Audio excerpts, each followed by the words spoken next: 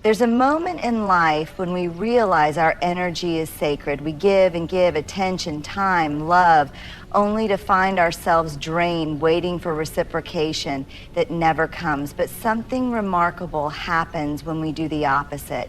When we step back, stay silent, and refuse to chase. Suddenly, the very people who took us for granted start to panic. They return, knocking on the door they once walked away from, looking foolish in the process. Why? Because silence is unsettling. We live in a world where noise is currency. Everyone is trying to be seen, heard, validated. But those who master the art of stepping back command the room without saying a word. Their silence becomes a mirror, forcing others to confront what they've lost. And people always want what they can't have. But let's be clear, this isn't about manipulation. It's about self-respect. It's about knowing when our presence is being undervalued and having the courage to walk away. It's about understanding that our worth is not up for negotiation. We've all been there. Over-explaining, over-giving, over-investing in people who never truly saw us. But the moment we stop, the energy shifts. We are no longer the ones begging for attention. We become the ones who decide who gets access. And that, my friends, is real power. So the next time someone makes you feel like an afterthought, don't argue, don't plead, don't chase. Just step back, stay silent, and watch. Watch as they realize what they've lost.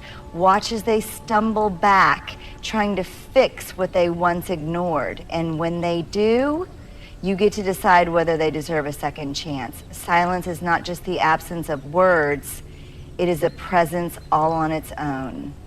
It speaks louder than noise, commands attention without effort, and unsettles those who expect a reaction.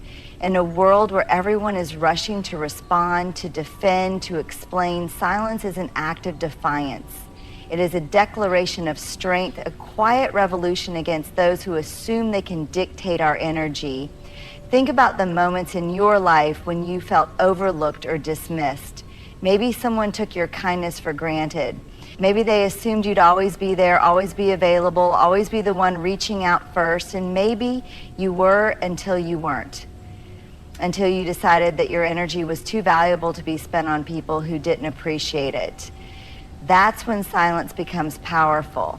See, people expect reactions, they expect arguments, they expect long-winded explanations, but when you remove yourself from that cycle, when you choose silence instead of engagement, it forces a shift. It unsettles them. They wonder why you're no longer fighting for their attention. They wonder what changed, why you're suddenly unbothered. And the more they wonder, the more they start to feel your absence. Because silence isn't passive, it's strategic. Silence forces people to sit with their own thoughts, their own guilt, their own discomfort. It makes them confront what they tried to ignore. It removes the safety net they thought they had with you. And that absence, that space where you used to be, it becomes impossible to ignore.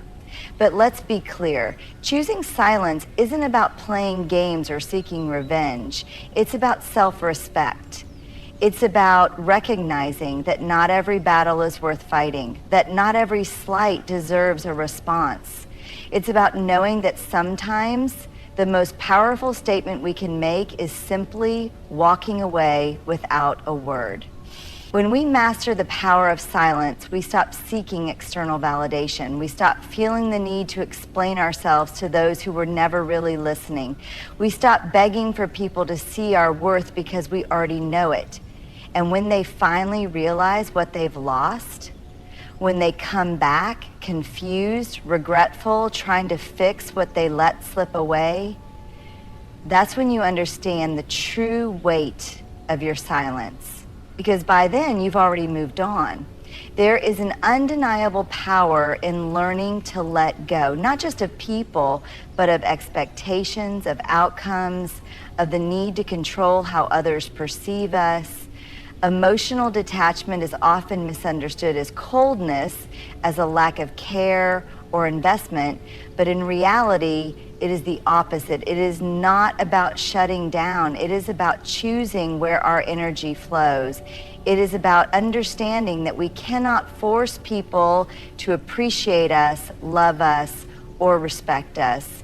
And most importantly, it is about realizing that our worth is not tied to anyone else's recognition of it.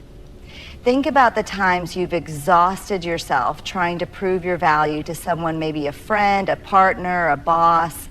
You poured yourself into the relationship, hoping that if you just did enough, if you just gave enough, they would finally see you, finally choose you, finally treat you the way you deserved.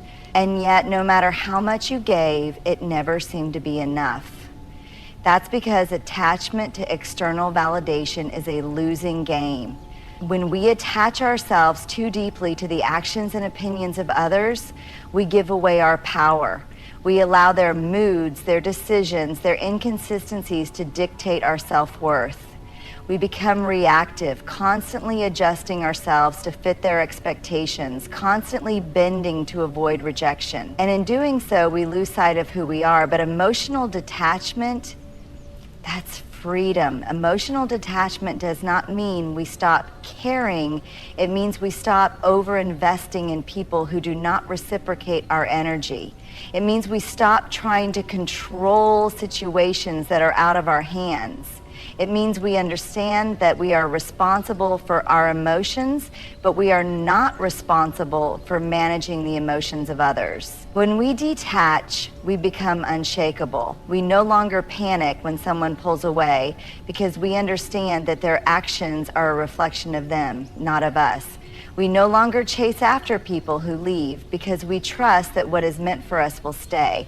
We no longer beg for respect because we respect ourselves enough to walk away when we are not valued. And here's the irony. When we step back, when we stop seeking, when we stop clinging, people start to notice. They start to feel the space we left behind. They start to wonder why we no longer react, why we are no longer desperate for their approval. And suddenly they are the ones trying to hold on to us. Because detachment creates mystery. It shifts the dynamic. It makes people realize that you are not easily accessible, that you are not someone who can be taken for granted. And that is where the real power lies. So the next time you feel yourself over-investing in someone who does not appreciate you, pause, take a step back, reclaim your energy, remind yourself that you are whole with or without them, and watch how the world shifts in your favor when you finally let go. One of the greatest sources of frustration and suffering in life comes from trying to control things we were never meant to control. Other people's actions, their emotions, their choices, the outcomes of situations we desperately want to go our way. We think that if we just try harder, explain more, give more, or mold ourselves into what others expect, we can influence how things unfold. But the truth is, control is an illusion. We don't control how people feel about us. We don't control whether someone values our presence. We don't control whether someone chooses to stay or leave. And the sooner we accept this, the more peace we will find.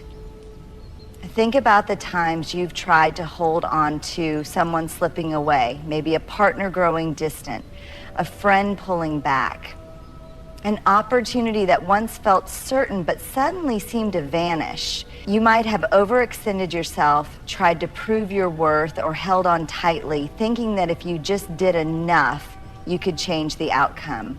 But what happened? The more you tried to control, the further things spiraled out of your hands. That's because true connection, true respect, and true loyalty cannot be forced. When we operate under the illusion of control, we set ourselves up for disappointment. We expect people to behave a certain way because we believe we've earned it. We expect relationships to last because we have invested in them. We expect others to see our worth simply because we see it in them. But people do not always act in ways that align with our expectations, and life does not always unfold the way we planned. So what happens when we finally release the illusion of control? We free ourselves. We stop exhausting our energy on things that are not ours to carry. We stop personalizing other people's choices and instead recognize them for what they are, reflections of them, not of us. We stop trying to force situations to work in our favor and instead trust that what is truly meant for us will come naturally. Ironically, the moment we step back and release control, we often get the very thing we were chasing. When we stop begging for love, it finds us in its purest form. When we stop fearing someone's absence, they begin to crave our presence. When we stop trying to prove ourselves, people start to take notice. Because confidence is found in surrender.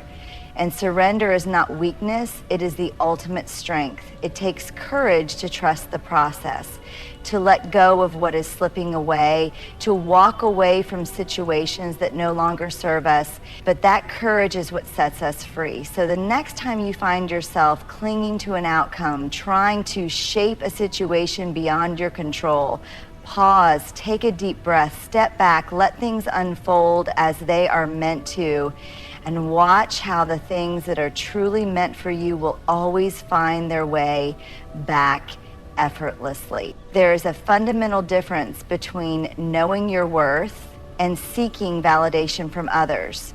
One is rooted in inner strength, while the other is a fragile construct dependent on outside approval.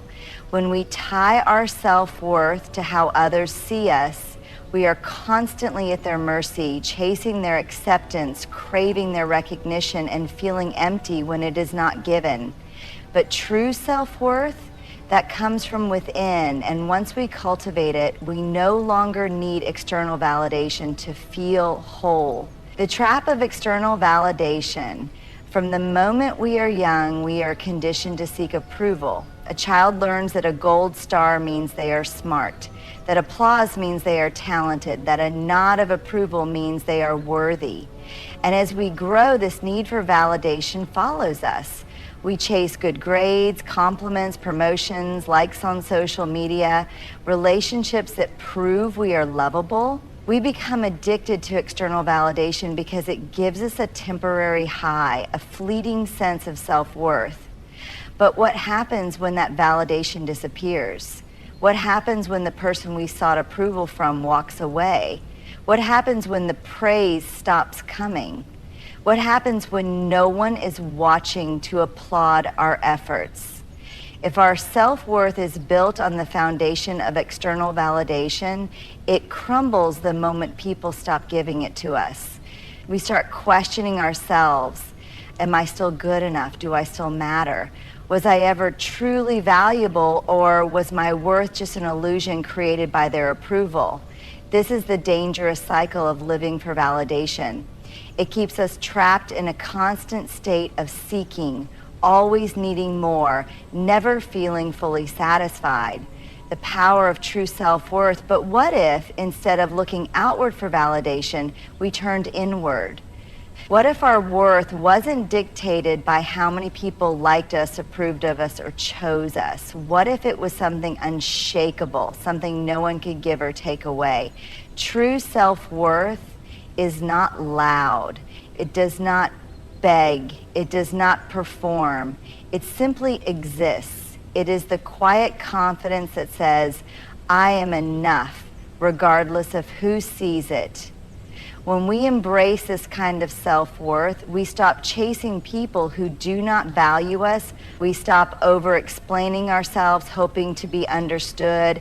We stop compromising our needs just to keep someone around. We stop fearing rejection because we know that someone else's inability to see our worth does not diminish it. And here's the beautiful part. When we stop seeking validation, it starts to come naturally. People are drawn to those who do not need to be validated. There is something magnetic about a person who stands firm in their worth, who does not beg for attention but commands it simply by being. breaking free from external validation. If you find yourself constantly looking for reassurance, ask yourself, why do I need this? What am I hoping to gain? And then go deeper. If I did not receive this validation, would I still believe in myself? The truth is, we are never as dependent on others' approval as we think we are. We just need to practice shifting the focus inward, reminding ourselves daily that we are worthy, not because someone else says so, but because we decide it for ourselves. So the next time you feel the urge to prove yourself, to seek permission to feel valuable, stop, take a deep breath, and remember, you were enough before they noticed you. You will still be enough after they forget you, because real self-worth is not found in others, it is found within you. There is something undeniably powerful about mystery. In a world where oversharing is the norm, where everyone is eager to put every thought, feeling, and moment on display, those who choose to remain a bit unknown become magnetic. There is an allure to the person who does not reveal everything, who holds back just enough to make others wonder. Mystery is not about being deceptive or playing games. It is about maintaining a sense of self-possession. It is about understanding that not everyone deserves immediate access to your thoughts, emotions, or presence. It is about knowing that what is scarce is valuable and what is freely given is often taken for granted. Why mystery is so attractive, human nature is wired to crave the unknown. We are drawn to things that are just out of reach, things that make us question, things that leave room for curiosity. When someone is an open book, readily available, always eager to explain themselves, there is nothing left to explore. There is no anticipation, no excitement, no intrigue. But when someone carries themselves with quiet confidence, when they do not feel the need to over-explain, when they leave just enough unsaid, they become someone others want to figure out. They become someone worth pursuing, worth paying attention to. Mystery creates value because it suggests there is more beneath the surface. It sends a message. I am not for everyone. My presence is earned, not given away freely. And that is an energy shift that people feel on a deep level. The cost of overexposure in a world where social media encourages us to share every moment, every feeling, every opinion, mystery is becoming a lost art. People believe that the more they share, the more they will be liked. That the more they prove their worth, the more they will be chosen. But the truth is, overexposure often leads to being undervalued when you make yourself too available, whether in friendships, relationships, or professional settings. People stop appreciating your presence. They stop wondering about you because they feel like they already have you figured out.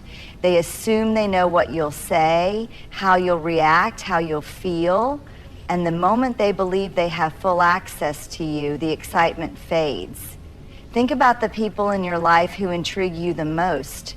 Are they the ones who always tell you everything, who always seek validation, who are always readily available? Or are they the ones who move differently? The ones who make you wonder, who don't reveal everything at once, who carry themselves with a quiet confidence that makes you want to know more? How to cultivate mystery. Being mysterious does not mean being distant or unapproachable. It simply means being on their toes. Change up your habits. Say no when they expect a yes. Walk away when they think you'll stay. Maintain a life outside of others. When your entire existence revolves around proving yourself to others, you lose your sense of self. Have passions, interests, and hobbies that are just for you. The more complete you are on your own, the more intriguing you become. Be comfortable with silence. People often feel the need to fill silence with words, explanations, and justifications. But silence is powerful. When you are comfortable with quiet moments, you create an air of confidence that draws others in. Be selective with your presence. Not everyone should have constant access to you. Pull back when needed. Let people wonder where you are, what you're doing, what you're thinking. Make them work for your time. Share in layers, not all at once. When you do choose to open up, Do it in layers. Let people earn deeper access to you rather than giving everything away up front.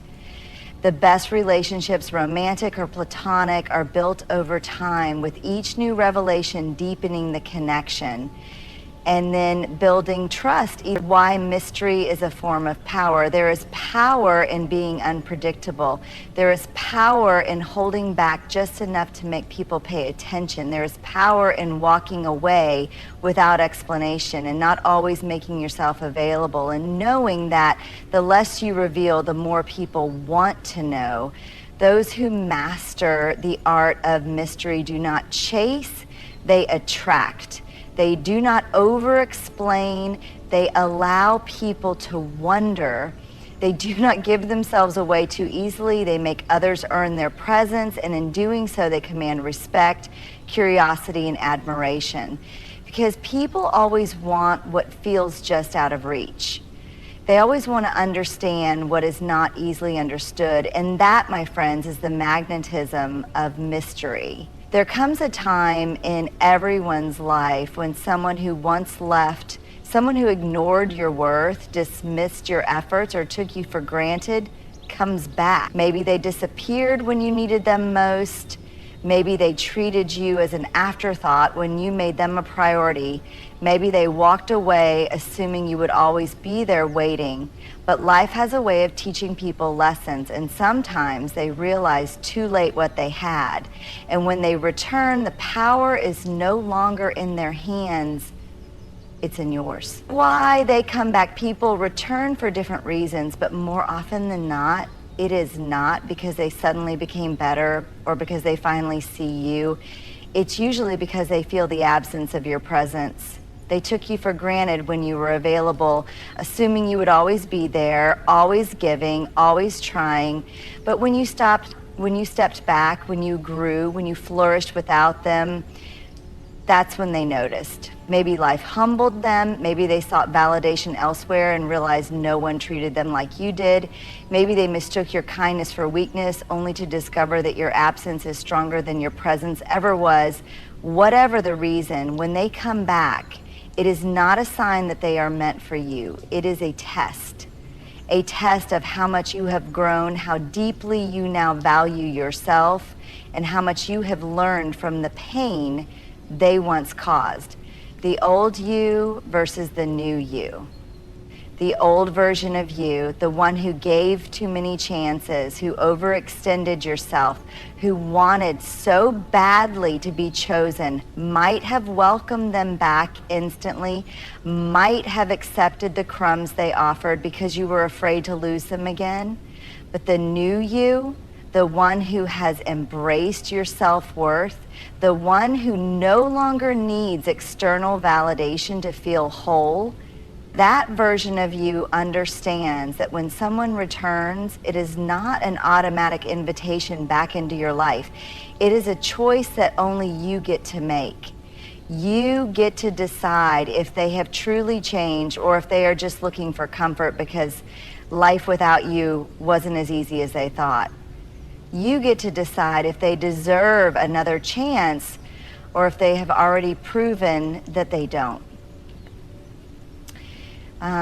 You get to decide if the return is meant to heal something or if it's meant to remind you how far you've come. Do they deserve access to you again? Before you open the door, ask yourself, have they truly changed or do they just miss what you gave them? People often miss the benefits of having you in their life, not necessarily you as a person.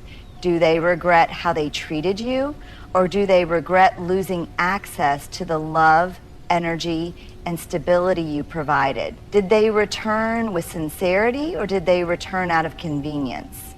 Are they here because they have reflected on their mistakes and want to make things right? Or did they come back because things didn't work out elsewhere? Have they put in effort, or are they expecting you to meet them halfway? True remorse is backed by action. If they are serious about making amends, they will prove it not just with words, but with changed behavior. Are you allowing them back from a place of strength or are you still seeking their approval? If their return makes you feel anxious, insecure, desperate to be chosen, pause. The strongest decision comes from a place of self-worth, not from a fear of being alone.